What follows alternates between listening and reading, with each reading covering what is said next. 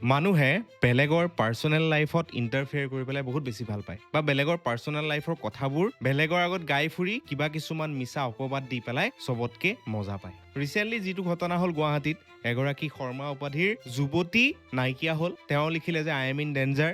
মাকে পুলিচ থানাত গ'ল। পুলিচ থানাত যোৱাৰ পিছত সেই কথাটো লৈ পেলাই গোটেই ছ'চিয়েল মিডিয়াত এটা সাংঘাতিক পৰিস্থিতিৰ সৃষ্টি হৈ গ'ল। সকলোৱে ভয় খালে, আমিও ভয় খালোঁ। সকলোৱে ভাবিলে কি বা হ'ল, ছোৱালীজনীক কোনোবা হিউমেন ট্ৰেফিকিঙে লৈ গুচি গ'ল নেকি বা কোনোবাই তেওঁক অপহৰণ কৰিলে নেকি, মানে নানান ধৰণৰ কথা বতৰা ছ'চিয়েল মিডিয়াত চলিবলৈ ধৰিলে। আৰু পিছদিনাই যেতিয়া ছোৱালীজনী শ্বিলঙত উদ্ধাৰ হ'ল, মহানগৰীৰ পৰা নিখোজ হোৱা শিক্ষয়িত্ৰী ভাৱনা শৰ্মাক উদ্ধাৰ কৰা হৈছে শ্বিলঙত। তাৰ পিছত কিন্তু গোটেই খেলটো উল্টা হৈ গ'ল। মানুহৰ সেই দুখ দৰদ, সেই ছোৱালীজনীক লৈ চিন্তা এতিয়া কিছুমান অপবাদলৈ কনভাৰ্ট হৈ গ'ল।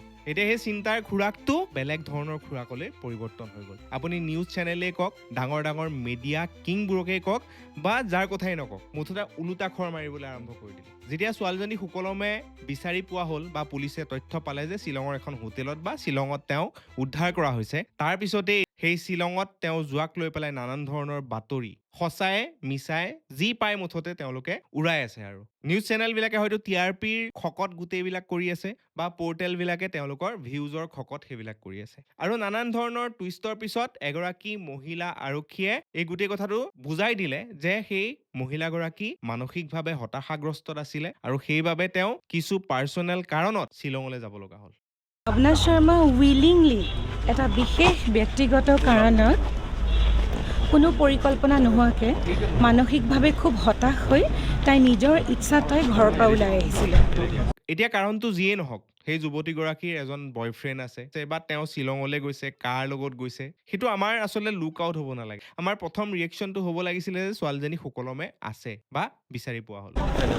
আৰু ডিউৰিং ইনভেষ্টিগেশ্যন আমি এভিডেঞ্চ আমি পাইছোঁ যে টাইমলাইনটো এনেকুৱা, তাই ৰাতিপুৱা ঘৰৰ পৰা ঠিক 10:30 বজাত এখন ৰেপিড' লৈ আহি তাই AC পইণ্টত নামে। নিজেই তাই AC পইণ্টত বাইকৰ পৰা নামি তাই বাইকক পইচা দিয়ে। তাৰপৰা তাই খোজকাঢ়ি খুব বেগাই গৈ জালুকবাৰী ATMত সোমাই এভিডেঞ্চ মৰ্মে তাই ATMৰ পৰা 7,000 ৰুপিজ উইথড্ৰ কৰি তাই আমাৰ ASTCৰ বাছ এখন লৈ ডাইৰেক্ট জালুকবাৰীৰ পৰা পল্টন বজাৰলৈ ৰাওনা হয়। আৰু পল্টন বজাৰত তাই নামি তাৰ পৰা শ্বিলং বাউণ্ড এখন কেব লৈ তাই ডাইৰেক্ট শ্বিলঙলৈ যায়।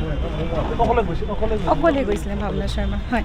খুব বিশেষ এটা তাই পাৰ্চনেল ৰিজনত গৈছিলে। তাৰ ওপৰত আমাৰ ইণ্ডিয়ান ইনভেষ্টিগেশ্যন চলি আছে। মৰি যোৱা হ'লে বা বেয়া এটা ঘটনা হোৱা হ'লে কিন্তু আমি সেইটোক লৈ একদম ছ'চিয়েল মিডিয়াত আকৌ উৎপাত লগাই দিলোঁ হ'লে, অমুক কমিউনিটি মানুহে অমুক কৰিলে, তমুক কৰিলে, তেনেকুৱা ধৰণৰ কথা বতৰা চলিল হ'লে, আমি দুখ কৰিলোঁ হ'লে, একদম মম শিখা লৈ পেলাই যাত্ৰা আৰম্ভ কৰি দিলোঁ হ'লে। কিন্তু এতিয়া বাচি গ'ল, সেইকাৰণে এতিয়া আমাৰ নিউজ নাই ছোৱালীজনীক বদনাম কৰোঁ বা ছোৱালীজনীক ঘৰৰ মানুহক বদনাম কৰোঁ। মুঠতে আমি এতিয়া উঠি পৰি লাগিছোঁ তেনেকুৱা ধৰণৰ কথা বতৰা। এতিয়া আমাৰ প্ৰথম চিন্তাৰ কথাটো হৈ গ'ল, মানুহে যে বেলেগক একো নজনাকৈ অপবাদ দিবলৈ বিচাৰে, তেওঁৰ মানসিক অৱস্থাটোৰ কথা চিন্তা নকৰাকৈ বিভিন্ন ধৰণৰ যে কথা বতৰা উলিয়ায়, সেইবোৰে কিন্তু সেই মানুহগৰাকীক আৰু বেছি মানসিকভাৱে হতাশাগ্ৰস্তলৈ কিন্তু ঠেলিহে দিব। এতিয়া আমি বেলেগ এজন ব্যক্তি কি অৱস্থাত আছে, কেনেদৰে আছে, তেওঁৰ মানসিক অৱস্থা কি, তেওঁ সুস্থিৰ হয় নে নহয়, তেওঁ শ্বিলঙলৈ কিয় যাব লগা হ'ল। তাই নিশা শ্বিলঙত অকলে নিজে গৈ এটা জেগাত হোটেল এখন বুক কৰি তাই অকলে আছিলে। তাৰ আমি এভিডেঞ্চ পাইছোঁ, অকলেই তাই আছিলে। আৰু তাৰপৰা আমি তাইক উদ্ধাৰ কৰি লৈ আনিছোঁ। পল্টন বজাৰৰ পৰা শ্বিলঙলৈ তাই এখন কেব ভাড়া কৰি গৈছিলে, তাৰ এভিডেঞ্চ আমাৰ লগত আছিলে। তাই সেইটো অকলে গৈছিলে, তাৰো এভিডেঞ্চ আমাৰ লগত আছে।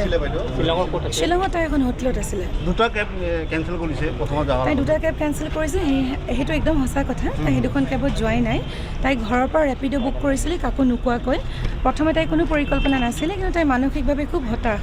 তাই কিছুমান কথা আমাক কৈছে, সেইবোৰ আমি ডিউৰিং ইনভেষ্টিগেশ্যন ইনভেষ্টিগেশ্যন তাই যিহেতু মানসিকভাৱে হতাশ হৈ আছিল, তাই সেইকাৰণে মোবাইলটো তাই ছুইচ অফ হৈ আছে। লেডিগৰাকীয়ে কেইদিনমান আগতে এখন স্কুলত কাম কৰিছিলে, তাত তেওঁ ৰিজাইন দিলে। চ' তাৰপিছত তেওঁ কিবা চাকৰি বিচাৰি যাব পাৰে, তেওঁ মানসিকভাৱে ভাগি পৰিব পাৰে, তেওঁ বিভিন্ন ধৰণৰ কষ্ট আহিব পাৰে লাইফত। চ' এইখিনি আপুনি জানে নেকি বা মই জানো নেকি তেওঁ কি কাৰণে শ্বিলঙলৈ গৈছে? শ্বিলঙলৈ অকল কি মানে গাৰ্লফ্ৰেণ্ড বয়ফ্ৰেণ্ডহে যায় নেকি? বা শ্বিলঙলৈ গ'লেই মানুহ বেয়া হৈ যাব নেকি? ছোৱালীজনীয়ে কি ভাবি পেলাই আই এম ইন ডেঞ্জাৰ বুলি দিলে, মাকক কিয় সেই মেছেজটো দিলে বা কোনে দিলে, কিজানি সেই ছোৱালীজনীয়ে দিয়াই নাই, সেইটো কথা জানো আপুনি জানে? চ' এইটো পুলিচে ইনভেষ্টিগেশ্যন কৰিব, ইনভেষ্টিগেশ্যনৰ পিছত ওলাব আৰু সেইটো তেওঁলোকৰ পাৰ্চনেল ইছ্যু, পাৰ্চনেল প্ৰব্লেম। তেওঁ মানসিকভাৱে ভাগি পৰিছে, তেওঁ কাৰোবাৰ লগত কিবা এটা প্ৰব্লেম হৈছে, ৰিলেশ্যনশ্বিপত প্ৰব্লেম হৈছে, কাৰোবাৰ লগত গৈছে, এইটো তেওঁৰ পাৰ্চনেল ইছ্যু, পাৰ্চনেল কথা। এটা কথা হয় যে গোটেই অসমে চিন্তিত হৈছিলে, সেইটোত ঠিক আছে, কিন্তু এতিয়া গোটেই অসমৰ মেক্সিমামে যে তেওঁক অপবাদ দিবলৈ লাগি পৰিছে।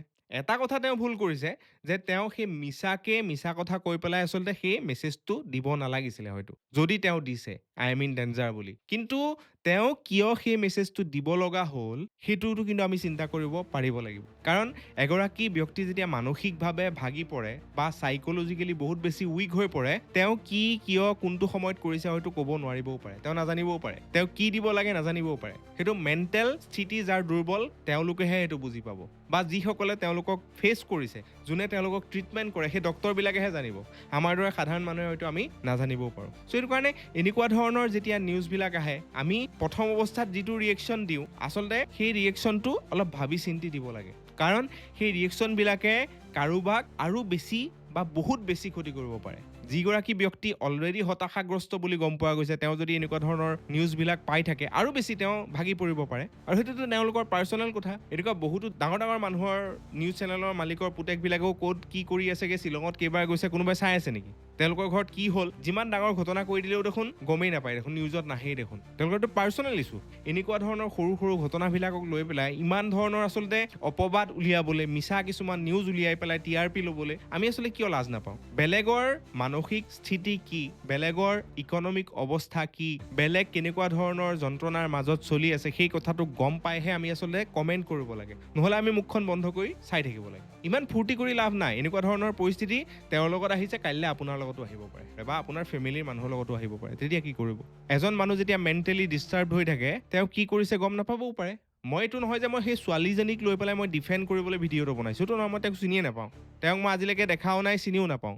এনেকুৱা ধৰণৰ পৰিস্থিতিত অকল তেওঁৱেই নহয়, হাজাৰ হাজাৰ মানুহ থাকিব পাৰে, মতা মানুহো হ'ব পাৰে, মাইকী মানুহো হ'ব পাৰে। চ' আমি সেই পৰিস্থিতিবিলাক যদি আমি তেওঁলোকক ছাপোৰ্ট কৰিব নোৱাৰোঁ, তেওঁলোকৰ কথাবিলাক বুজিবলৈ চেষ্টা কৰিব নোৱাৰোঁ, মিছাকৈ আচলতে এনেকুৱা কথাত মূৰ ঘমাই পেলাই আমাৰ লাভ নাই। আমি এইবিলাকৰ পৰা বিৰত থাকিব লাগে। মই এটা বৰ ডাঙৰ অসমৰ নিউজ চেনেলৰ এটা নিউজ চালোঁ যে প্ৰেমজনিত কাৰণত সাংঘাতিক ধৰণে নিউজটো বেয়াকৈ বজাইছে। সেইটো কেনেকুৱা ধৰণৰ কথা? আপোনালোকে জানে নেকি কি জনিত কাৰণত তাত গৈছিলে? এতিয়াতো পিছত আৰক্ষীয়েতো কৈ দিলে যে তেওঁ অকলেই গৈছিলে, তেওঁ কেবত অকলেই গৈছিলে, তাত হোটেলতো অকলেই আছিলে, তেওঁ মানসিক হতাশাগ্ৰস্তত চলি আছিলে। চ' এতিয়া আপোনালোকে লাজ পাইছে নাই? সেই নিউজটো কৰাগৰাকীয়ে এতিয়া ক্ষমা বিচাৰিবনে নাই? বা তেওঁ মানসিকভাৱে যিখিনি ক্ষতি হ'ব সেই নিউজটো পোৱাৰ পিছত, সেই ক্ষতিখিনি তেওঁ পূৰণ কৰিব পাৰিবনে নাই? তেওঁ কম্পেনচেট কৰিব পাৰিবনে? চ' ভুক্তভোগী কোন হ'ব? সেই সাধাৰণ ব্যক্তিসকল। চ' এইটো কাৰণে আমি এনেকুৱা ধৰণৰ কথা বতৰাত ভাবি চিন্তি কমেণ্ট দিব লাগে, ভাবি চিন্তি আমি তেনেকুৱা ধৰণৰ কথাবিলাক চৰ্চা কৰিব লাগে। চ' মোৰ মনলৈ আহিলে কথাখিনি, মই গোটেইটো চাই আছিলোঁ আচলতে নিউজটো, ময়ো শ্বেয়াৰ কৰিছিলোঁ যেতিয়া তেওঁ নাইকিয়া হৈছিলে। কিন্তু কিছুমান বস্তু দেখি মানে ভাল নালাগিলে, মই নোৱাৰিলোঁ ৰখিব, মই সেইটো কাৰণে ভিডিঅ'টো বনালোঁ। আপোনালোকে কি ভাবে কমেণ্টত জনাব। ধন্যবাদ।